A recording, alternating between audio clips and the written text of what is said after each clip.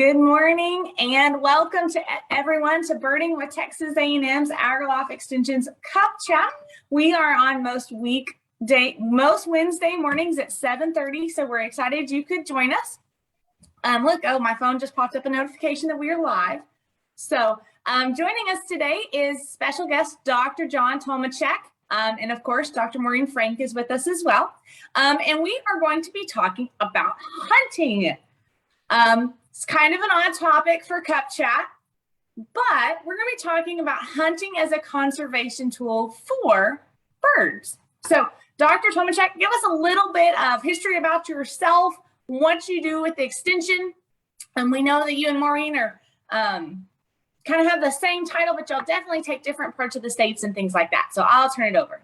You bet. Thank you, Emily. It's a real pleasure to be here. As y'all probably know, I watch this most weeks, and so it's fun to be on Cup Chat. I even brought my Texas A&M AgriLife, I'm getting blurred out, my extension mug. So, So fancy. What's your pet today, Maureen? It's camo, because we're talking about hunting. I don't know if it's going to show up right. So Emily, John, camo is Emily's favorite. If you ever find a cute camo t-shirt, you should send it to her because she loves camo. Deal. I love a camo. And I'm in the classic to-go mug. Hey, that's perfect.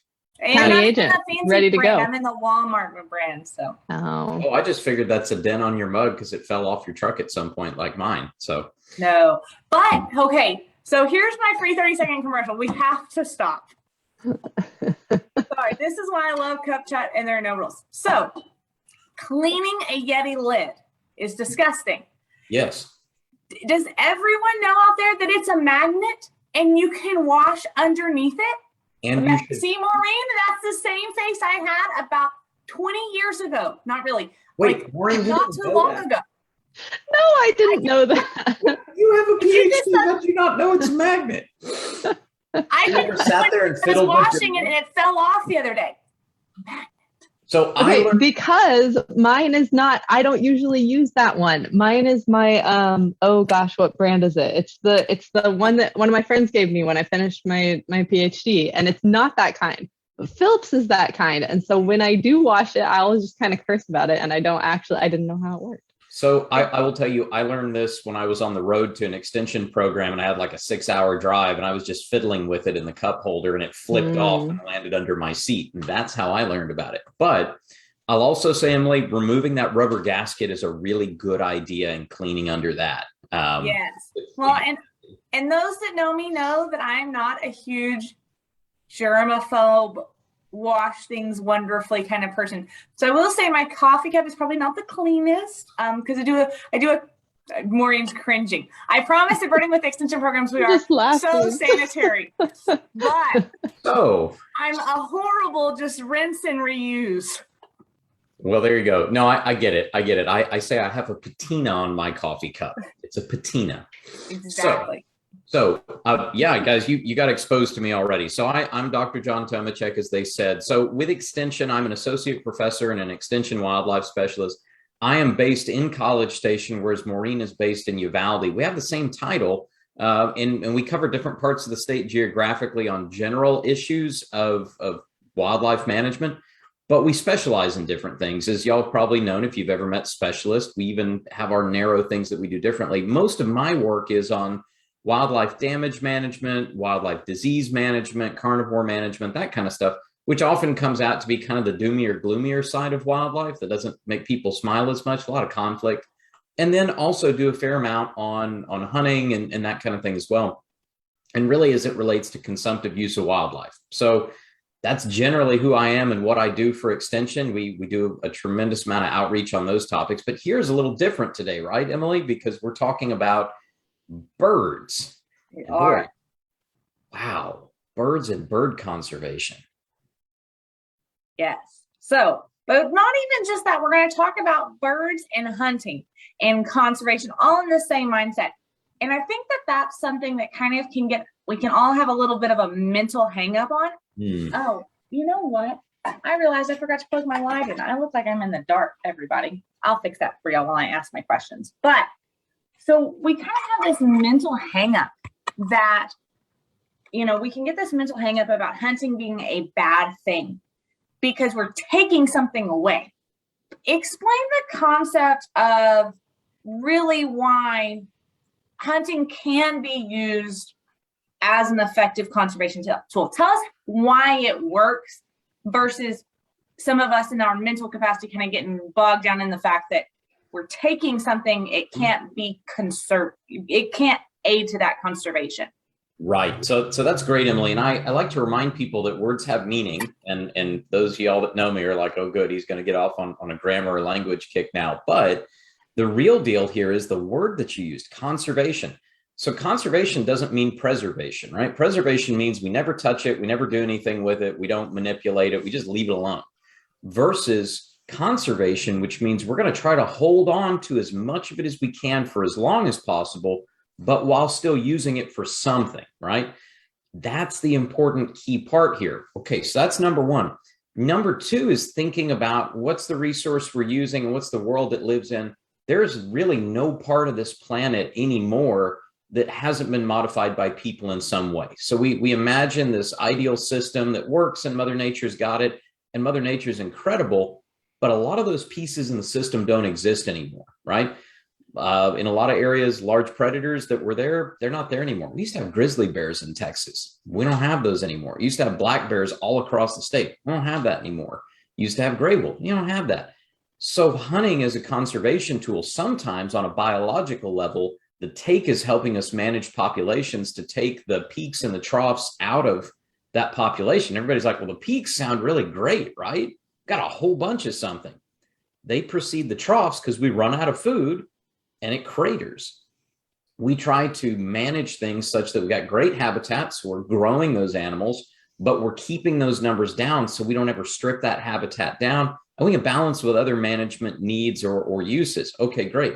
That's one side where hunting helps us biologically. So that's all assessed by population estimates and surveys and good science from our agency friends and our researchers helps us figure that out. But the other side of why hunting really matters, and guys, it always comes down to your pocketbook, right? How are you going to pay for this stuff?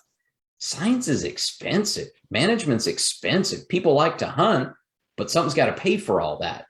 This country, we're truly blessed because we have a suite of laws that address not just vertebrate wildlife, stuff on the land, but also fish that are the Wildlife Restoration Acts, right? We refer to Pittman Robertson. Those were the two congressmen that sponsored the Wildlife Restoration Act in 1937. That's a big deal. It's a big deal to have a law that took 10% off the top of all the sporting arms and ammunition sales in the Great Depression, because people said, this is important. We got to pay for this somehow. Okay. And they decided that those people that were using the resource ought to be the ones paying for it, because that makes sense. I don't want to stick somebody with the bill that's not using this thing, right? So that created our suite of conservation tools, which hunting provides most of the funding that goes into conservation. So that money comes in, and forgive the analogy, it's kind of like a football team at a university that brings in a whole lot of money, and other sports at that university may not bring in as much. And so some of the football team's money helps out those other sports, right? Yes. Not throwing any rocks, are we? No, I'm talking about the university I went to, which does not use maroon as a color.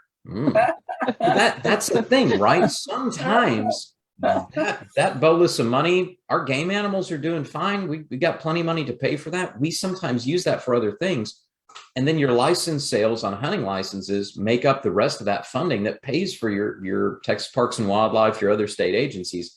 That's how we pay to get conservation done, is with hunting dollars. It doesn't come from anywhere else. Now, I hate to jump back to your little football analogy. Didn't you come from the University of Texas? I sure did. And I guess you were there, and I hate to go down the football rabbit hole. Were you there in the good era of Texas football, unlike it is now? Oh, I was there when we won the Rose Bowl. Yes, that is a rock. Absolute rock. Where your football team is at this point in time. Oh, trust me. This is like asking the win-loss rates for the UT A&M game. Let's see. A&M always lost at UT and lost half the time at home. That ain't good. But the nice thing is football teams change over time. Remember, I grew up near Waco, and when I was in school, in high school, we used to refer, if you got beat really bad in football, we'd say you got beat Baylor bad. Yes, I remember those eras. And then somewhere along the way, Baylor turned into a good football team. And it's like, what happened?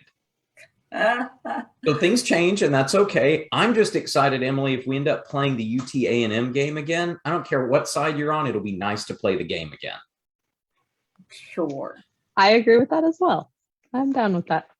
You know, I have, as a true, deeply devout Aggie, I don't know that the hatred is so deep down low that I don't know that I can say the same thing. Really? Because Aggies love traditions, and that's I'm confused by this. It comes from okay, we're getting way off topic, but it's way off topic. We might want to. We may want to divert. Wait, come back in. I'm going to pull y'all back in, even though I'm also an Aggie. I'm going to pull y'all back in, and we can divert on this later. Welcome to the SEC. Have fun. Oh, it's like A&M's first couple years in the SEC, right? It was boy, it's hard to move up to the big leagues. Except that really nice LSU game that was in there. But anyhow, okay. So, okay, I want to ask a question about, so you talked about the Pittman-Robertson Act and that happening during the Depression. And it was, I think some of what we retain today as our perception of what hunting does to wildlife, it's amazing how some things last, because we have a perception of what was done was over 100 years ago that some of those populations were decimated, and it was bad. And so it's good that we remember how bad that was, because we almost lost bison and white-tailed deer and turkey and all kinds of stuff. So it's good that we retain that perspective. But here's my question for you, is when that was happening at, turn of the 20th century. Sorry, I was about to say 19th century. Turn of the 20th century, there were all these species that had been overhunted. And so we started making regulations, and the conservation became so important because we had seen what unregulated hunting had done. Who decided? How do we get to decide which species were going to keep being hunted and which species stopped? Because I don't know if we've talked about it on here before or not, but there were species hunted for feathers for ladies' hats, like things that we would think is crazy to hunt today. People would have like a warbler on their hat. We don't do that anymore. So who decided that it's okay to hunt turkeys? It's not okay to have a warbler on your hat. How do we get to that point? So that's a great point, Maureen, and I'm really glad you brought that up. And I can even make a segue from our football analogy if I try really hard enough. So that's why we love to have you as a guest on Cup Chat. Well, that's because I like to chat with y'all. So remember that just like whether or not a football team is good, game animals are a matter of dates, right? So if I look at the same team in different decades, they may be terrible, they may be great. With game animals, and I tell kids this in my college class that I teach, game is just a matter of dates. Did you know robins used to be a game bird? Yes. A long time ago? My great-grandparents loved robin soup. And I'm not going to incriminate anybody or myself, but they loved robin soup during my lifetime. Okay, they're long since gone now, so that's fine for me to say. But I asked them why, and they went, well, we used to hunt robins. It was a big deal, and that was really exciting, kind of like dove poppers, right? Imagine 70 years from now, doves are not a game animal for some reason, and we're all talking about how great dove poppers are. We would sound crazy to kids. Okay, so part of the things you talk about in the late 19th century, early 20th century, we had this growing kind of first wave of conservation. We've had other movements since then, but this is kind of the first great awakening of conservation in America. And it really was with the realization that a lot of these animals that we thought were limitless were on their way out the door, and people started realizing it. So you mentioned things like white-tailed deer. Most people don't realize white-tailed were almost extinct. And that's crazy sounding, but they were almost extinct before the 1920s. And so around the early 20th century, we had a bunch of laws passed that were trying to cut down on this crazy unregulated take. Things like commercial take of animals for feathers or their whole body, or commercial take of meat. So you go to the restaurant, right? You order venison, some kind of venison or whatever, it's not whitetail. By law, it's not whitetail. It can't be, because that's a native game animal. You can't sell native wildlife. You can use them under permit, but you can't sell them. And it was to cut down on that crazy unregulated take that funded the ladies' hat industry, that funded the restaurant use of native wildlife. And we made a decision as a country to say, no, we're not doing that. So the Pittman-Robertson Act that really put a bunch of money into it came as, I view it like the cherry on the top of all this, or the keystone. Because in the 20s, a lot of state agencies, many people don't realize this, state agencies were already trying to restore game animals on their own. Parks and Wildlife at the time was the Game, Fish, and Oyster Commission. Enjoy that one. But the Game, Fish, and Oyster Commission had a series of white-tailed deer and wild turkey movements, reintroductions in the 20s. There's maps of those available to see where they did it. But the point was they just didn't have the resources to do as much as they wanted to. So you get to the end of the 30s and we start having this money pouring in. So how do we decide what was game and what was not? People took a hard look at what could bear hunting and how much hunting could those populations bear. We don't look at an individual animal level. We look at population to go, are we going the right direction? If I'm going the right direction, we can take some off the top. That's fine to finance this thing. So in many states, white-tailed deer weren't hunted again until the 60s or the 70s. We talk about the first modern deer seasons in a lot of states. Texas, we're really lucky because we did that a lot earlier. But in many areas, your turkeys, your deer, a lot of your big game, they weren't hunted again until the 60s or 70s. But I tell you what, the folks that built these laws were really wise, because at the time, those were the animals that were in peril of going away because of overuse, right? Yes. But now the shoe's on the other foot. Bobwhite quail at the time, super abundant, super common. That was the everyman's game animal. Nowadays, that is not true at all. But the same tools that protected turkeys and deer back then are protecting quail now. Well, and so one thing that makes me think of, and you wrote an article, you were featured in an AgriLife Today article a couple weeks ago about dove hunting. Oh, yeah. And so not to bring up all of that, but if you want to learn a little bit more about what Dr. Tomecek has to say about dove hunting, check that out. But, think about it in terms of our dove population. We have legal game dove that are eligible for hunting because of those numbers, like you said, where we can take some off the top and be fine. We have unprotected species that take all you want because they are a hindrance. And then we have protected or non-hunted species of dove here in Texas. And so explain to, I guess, my next question is, maybe it's a little weird, but, what would Cup Chat be without a weird question? If, is there a species out there today of our feathered friends that needs help in terms of the conservation aspect? That if you could wave your magic wand and make a game bird for conservation purposes, is there one out there? Ooh, I don't know that I would do that. And the reason I say that is because and this is not just a plug for our regulatory agency friends, but our state and federal wildlife agencies do a really good job on that stuff. And they're pretty darn proactive. I'll give you an example. When I was in college, you could still hunt prairie chickens in Texas. It was still legal. And they only took a few a year, and they were on a handful of private ranches, and the agency knew where they were and knew who was taking them. And why did they continue to allow that? If you know anything about prairie chickens, guys, and if you're birders, you probably do, that sounds stupid that you would allow the hunting of prairie chickens that right now are candidates for listing under the Endangered Species Act. But the reason they did it was because those birds were on those ranches, and the folks that were managing the hunting and the habitat had such a good handle on how things were going. They were very conservative and they self-regulated in a lot of ways. So it wasn't necessary to tell them this can't be a game animal anymore. They, in fact, finally closed hunting of prairie chickens because the landowners that had the birds asked for it. And so when they came to the Parks and Wildlife Commission, the commission said, naturally, you're the people that control the resource. Science tells us this, we agree, we'll close it. We have most animals that can bear hunting are open right now for hunting. And if they're marginal, usually we'll get to you can hunt them over here, but not over there because this population's not doing great, but this one's okay. I don't know that I would take anything that I can think of off the top of my head and make it a game bird right now. Would you take a game bird away?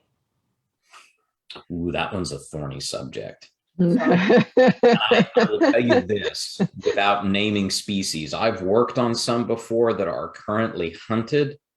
And I worry that although they're doing fine in some places, I worry that there are areas that we either need to not hunt them anymore, or we need an incentive program. We need to go to the landowner and say, if you're making good habitat and you got buku of birds, I'm going to let you hunt. I'm going to let you take this many this year, and really incentivize that creation of habitat and that protection of the species, as opposed to it's functionally unregulated, do what you want. Not because I don't trust people to manage themselves, but I worry that as things tip on the scale and populations start that downward slide locally, I worry sometimes folks don't realize till it's too late. And that's not any slight on them. That's just going, hey, it's not your job to know this. But I'll give you an example. There's little things that I teach landowners to do. I worked on bobwhite for a number of years. So even though I do carnivores and stuff like that now, I actually started in bobwhite quail. And I tell landowners every year, learn how to age a quail in hand in terms of look at its feathers and whatnot and decide if it's an adult or this year's young. And when your hunting bag becomes more adults than juveniles, you need to stop hunting because you're cutting into brood stock and you've already outstripped the number that you grew this year. It's not a precise thing. It's not something I'd go publish in a high-end journal, but for a landowner, it's an easy way because the quail season's 6 months long. It's functionally not regulated. Quail relies on self-regulation of birds on that property by the landowner. So we give them a metric. You're halfway through the quail season and you start seeing that you're cutting into just adult birds, go ahead and cut it off. Go ahead and stop hunting for the year. And that's a really hard pill to swallow, but a lot of successful landowners that make big money on quail hunts do that already themselves. So Emily, I'm a little fuzzy on that one because I think there are tools we can use to kind of limit hunting. And remember, we've been using the same tools to manage hunting since the Old Testament was written. I kid you not. Most of those tools are literally in the Old Testament. So it's limits on season, limits on bag limits, limits on means and methods, right? Right. So what I wouldn't do usually is make an animal not a game bird anymore. What I would do is change up means and methods. If I wanted to take a cut down on harvest, I could say something like, man, I'm really worried about quail. You can't use shotguns to hunt quail anymore. You have to archery hunt quail. How many birds would get taken? None. But and yet that would be fun. It would be. Oh my God. I could not My go. patience level could not handle that. But you think about folks. My predecessor, Dr. Dale Rollins, who some of you may know, big on quail. I have never been in the field with him that he wasn't hunting with a 28 gauge shotgun. And why does he do that? Because it's challenging and he's not worried about killing birds. He wants to enjoy his hunt. You enjoy the act of going, the act of being in the field. Sometimes it's not as much about the take as it is the experience, right? Or Mr. Chip Ruthven, who runs the Matador Wildlife Management Area. I watched Chip hunt with a black powder shotgun one time. That was fun. Those means and methods we can adjust. We can adjust season lengths, bag limits to cut down on take so that we're taking care of populations before we actually cut off hunting altogether, which I think is usually not the right way to go unless that species is in such bad shape, we've got to cut it off. Gotcha. Well, and I want to say something here just as far as kind of another important thing of hunting and why it can help us with conservation. First, I have to make a little side note. Many of y'all know that I'm originally from Colorado, and so bobwhite quail is not something that live up there. So it's not something that we hunt. But my father will hunt grouse with a bow and arrow sometimes, and it's just a challenge, and it's just something kind of different. And they're just so everybody's clear. If you could hunt, if we were going to hunt quail with archery, I am not prepared to go do that tomorrow because I have a lot of practice to do.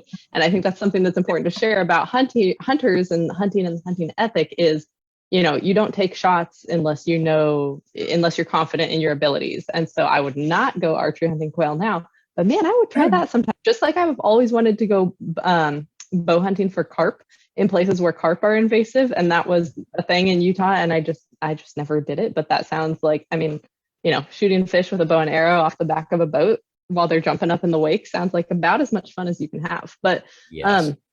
Wait, we've got a few questions before we jump to the next question. I have a few questions. Well, okay, wait, hold that, because I have a comment for John, but I had a feeling we'd have some questions. So just comment on what John was saying and why else I think that hunting can be really important. So talking about those things and how that's something that I really enjoy. And I mentioned that my father hunts. And so another really important aspect of hunting of conservation, and something that I like to talk about that helps me tie together the different things I do, because I work on hunting and hunting with kids and also non-game species, is that if we don't have an experience with nature and with wildlife, we're not going to care about it. And this is something that I think a lot of landowners see. And, even as birders, as recreationists, you probably can think of, those people that they just don't care about nature. And in part, it's because they've never experienced it.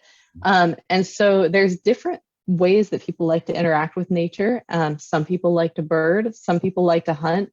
And we know that hunting is not damaging our populations long term, and in fact contributes some really good things to the management of those populations.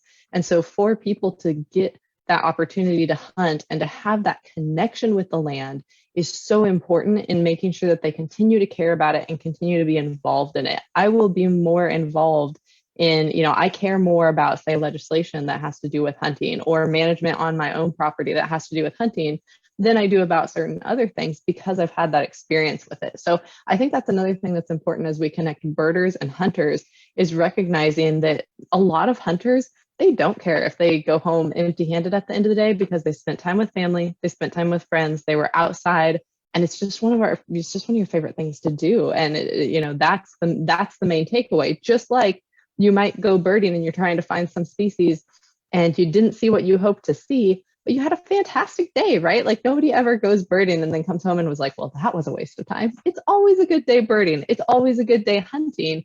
And those connections that people have, I called that earlier the land ethic, and that's based off of an essay by Aldo Leopold that's fantastic. And if you haven't read Sand County Almanac, go buy it after we finish this and read it, because it's fantastic for conservation. But the land ethic talks about that we will not care about nature and we will not do anything to conserve nature unless we care about it because we've experienced it. So I think that's another important thing, aspect of hunting.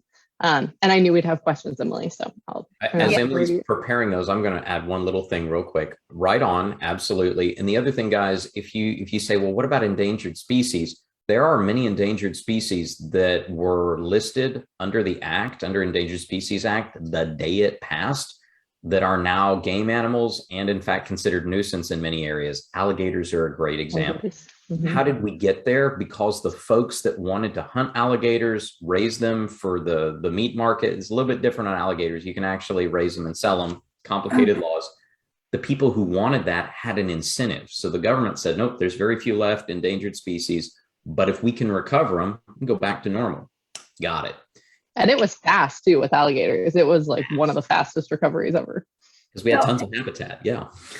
And do y'all remember the show? What was the show about hunting alligators? Oh, come on. YouTube. Oh, yeah. It's hysterical. What are you talking about? I got nothing, sorry. There was a show about hunting alligators. And it was like a huge hit. Talk about Crocodile Hunter. No. Okay. No. It was in. I'm gonna have to do the Google. Well, hold on. Okay. Well, give us a question while you're Googling it. Get us going on a question. I know it's 8:00. What is the regulatory agency that deems species can or cannot be hunted? So is that a Texas thing, like with Texas Parks and Wildlife, or is that a U.S. thing? Give us all of that. Yeah. Like many things, your answer is yes. So if it is a species that is non-migratory, right? So it isn't listed under the Migratory Bird Treaty Act, then it is state managed. Texas Parks and Wildlife in Texas gets to decide, just like New Mexico Game and Fish can decide, or any of the others, right? And this is an interesting thing because sometimes you get states coordinating when they don't have to because they recognize they've got a population that spans a political boundary. So they'll coordinate and work together even though nobody's making them. The things that are listed under the Migratory Bird Treaty Act, or if they're Endangered Species Act, any of those federal laws, especially the ones that enforce international treaties, then U.S. Fish and Wildlife Service gets to decide seasons, means, methods, whether or not it's open or closed for hunting, that kind of thing. And remember, if you're curious what actually is a migratory bird by definition, there's a list we call 10.13, which is the part of the law that has the laundry list of birds. It's almost everything. There's just a few species that aren't on that list that the state gets to manage. Gotcha. And then the other question we have was, can we be from Jenny is, can you introduce pen-raised quail and make them wild if you have the habitat? And I think that's a question. I'll let y'all tackle it. I'll just stay on this side. I'll go ahead and tell y'all, no. We had a series of experiments that were actually run out of the Valley. Legally, can you? Oh, legally, yeah. Legally, yeah. Here, yeah. The question needs to be twofold. Legally, yes. Legally, yes, but here's the deal. The most important thing we're looking for whenever we move birds or conserve quail is we're trying to see how many of those birds survive to the next breeding season and successfully raised a brood, right? Because that's all we care about, because quail don't live that long. Here's the hitch. There was a study that was done by Dr. Jim Cathy and Dr. Susan Cooper at Uvalde, 20 years ago now. And their estimate was it would take 10,000 birds to get one to survive to the next breeding season. So boy, that's an awful lot of money. But the other problem with it is that when I dump out a bunch of birds in a hurry, I chum in all of the things that like to eat quail.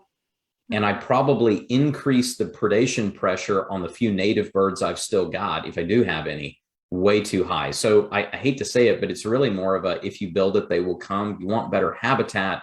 And if you've got that, quail have got a capacity to expand a population by 800% a year if there's habitat that they can fill. Yeah, that's a question that we get a lot. And it's, people, really good scientists have tried so many ways to get those birds to live longer. I mean, decades of research of trying to figure out how to make it work, that if you put pen-raised quail in the field, you'll get a better outcome than what John just shared. But it just doesn't work. So yes, legally you can, but if you're thinking about, I love to talk with landowners about, everybody's got limited resources, everybody's got limited time and money. Where you invest that matters. So just because you can do a management practice doesn't mean that's going to be the best use of your efforts. And so if you've got time and money to spend with pen-raised quail, I'd devote that time and money, like John said, into building better habitat, and your dividends will be much better. So one thing I will add, guys, and you're probably now scratching your head if you've been paying attention, because there's a mixed bag of regulations on what you can and can't do with native wildlife. You can't sell those. Well, you can sell those. You can't move those. Well, but those you can pen raise and release. So for example, you can't pen raise and release wild turkeys. That's illegal. But you can pen raise quail and do whatever. Okay, this is why you need to visit with your friends at Parks and Wildlife or your state wildlife agency if you've got these kind of questions, because it is kind of a weird landscape based on tradition and laws. So why can you raise bobwhite and let them go? Because we've been doing that since the 1700s. The British, before this country was independent, the British figured out how to captive raise bobwhites. And they're really easy to captive raise if you've never done it. That's why they're used for so many research studies, scientific laboratory studies, et cetera. Most of your chemicals that you use, they use quail to assess the lethality on birds because they're easy to raise and easy to use. Okay, we're really good at that. We've been releasing birds to hunt them for years. My point is this. If the British could have captive raised quail and let them go in places that they already didn't have them, they would have done it, just like they did with pheasants. We have pheasants worldwide because the English, during their time of great empire, took them from China and moved them all over the world because they loved hunting them. And you know what's delicious if nobody's ever had them before? Fried pheasant. That is, I will take that over dove poppers any day of the week. I do So believe good. you get deported for saying that. I know. I figured I'd toss it out there. But again, I'm not a native Texan. So when I say things like that, nobody can get too mad. You can just blame it on the fact that I wasn't raised here. So. Yeah. Well, I don't love Dove poppers. They're too. Here's the problem. She is a native Texan, so she's going to get in trouble so here. much work for just a little snack. That's why you need to be killing Eurasian collared doves, because the breast is twice the size of our native birds. I'm not saying I can't, but still, just a little snack and so much work to get the little snack. It's kind of like crawfish, but I love crawfish. Crawfish are so good, but so much work for just a teeny tiny little snack. But if anybody wants to know how much Emily and Brian love me, after birding the border, when we went to go scout out Long Acres Ranch, we had Cajun for dinner one night, and I was wrangling the baby, so my hands were full. And Emily and Brian got the crawfish for me because my hands were full, and so they were doing that work not even for themselves. And I'm a good crawfish peeler. You are. You know, when you have that ice chest at the end of the evening that has to be peeled, I'm the peeler. Mm-hmm. I don't mind doing it, but it's just my little fingers get sore and tender. It's just, Do you know, Emily, you just described a great ecological concept called optimal foraging theory. You're saying I have not met the trade-off of how much food I'm having I can get in this hand for how much work I'm doing in this hand. It's not an even balance, right? Yeah. Actually, an optimal foraging theory would be a good cup chat topic. I'm going to write that down, and we may have to have John come back and talk about that another time, because I am aware that it's well after 8 o'clock. Or I keep going all morning. Or are we surprised? You could get Dr. Pianka, who is still very much alive and was one of the guys that co-authored that with his grad school advisor. Dr. Pianka is a professor at the University of Texas at Austin. Oh. But no, he's just a treat. That would be fun. Okay. Yeah. Because optimal foraging theory. I can't spell his name. So you write that. Oh, yes. Okay. Yeah, Pianka. But I got it. Next week, we have Dr. Clint Bull. We are going to be talking about raptor behavior. So we're excited to talk about that. We're going to be kind of bringing in some ID points with Dr. Bull. He's up at Texas Tech. So we're going to go through all of the Texas universe. Well, I guess there's more, but the 3 main ones. Not to discredit anyone who loves all the rest of them, but there's awesome bird people at all of them that all do different things. So y'all have got such a slate. Clint Bull is one of my favorite people. So I'll be tuning in and very excited to hear what he has to say. Well, and we'll be very birdie next week, just because I know we have, what did we do last week? We weren't very birdie last week. We have the native plant challenge. Do we have to draw? Oh, we do have to talk about that. Okay, so just so you know, Emily and I try to connect things to birds in a very broad topic, but I know sometimes we're more like true birds and birding than others. Next week's going to be very birds and birding for anybody who prefers that. But if you prefer this and topics that are just kind of tangentially related to birds, let us know in the comments, because we are always looking for ideas for Cup Chat, and we're always happy to go whatever direction y'all want us to go. So you haven't asked my favorite recommendation for birders to go see a bird in Texas. Oh no, we haven't. Oh, sorry. No, that's okay. So remember, much like Maureen is a native Coloradoan, I'm a native Texan. I'm a 6th generation Texan, but I spent part of my growing up in New Mexico. And one of my favorite birds that we had where I lived there that we also have in far west Texas is Montezuma quail. Now, they're not a game species, even though they're a quail, and Montezumas are one of my absolute favorite birds ever because they live in a very specific habitat at a very specific elevation. And so there's only a few places in the state you can go to see them. And I strongly encourage anybody that's got the time to go out to West Texas, the Davis Mountains, the Chisos Mountains, the Christmas Mountains, anywhere that you can got Montezumas. And boy, eBird's great for finding out where people have seen Montezumas on public land. I really encourage you to. Their plumage is incredible. The behavior is incredible. They're just a neat bird.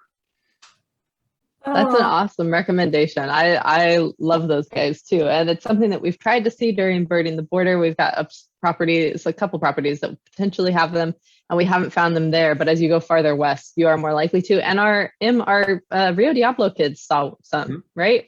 No. Or did they not? They did not. No. Okay. No. We'll have to come back and try that again next year. Now we do They're very elusive.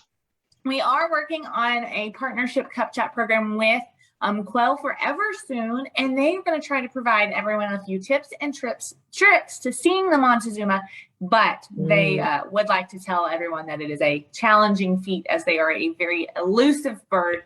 And, and I think that's an interesting point, which we are well over on time, but because they don't flush, it's like traditional, like quail, bobwhite flush, scale quail flush. Those Montezumas aren't going to necessarily flush. They're going to duck down and be harder to see. So we're going to maybe talk a little bit about Montezuma behavior when we have those Quail Forever guys on here shortly. So here, John, since you are on 2, 3, 4, I need a number. We had lots of comments last week, but only 7 individual people commented. So I need a number between 1 and 7. 1 and 7. Yeah, no decimals, huh? No, please. That'd be challenging. 3.14. Yeah, let's do 5.